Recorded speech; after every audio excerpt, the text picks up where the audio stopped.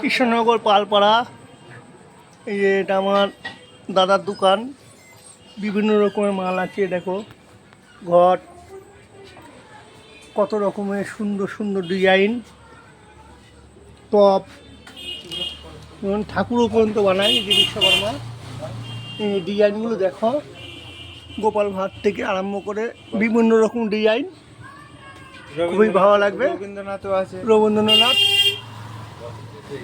খুব সুন্দর, উনি একটা পালমশাই,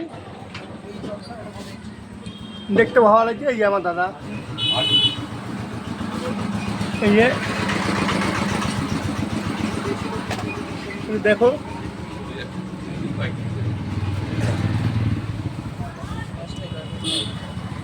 যে কোনো আইটেম তোমরা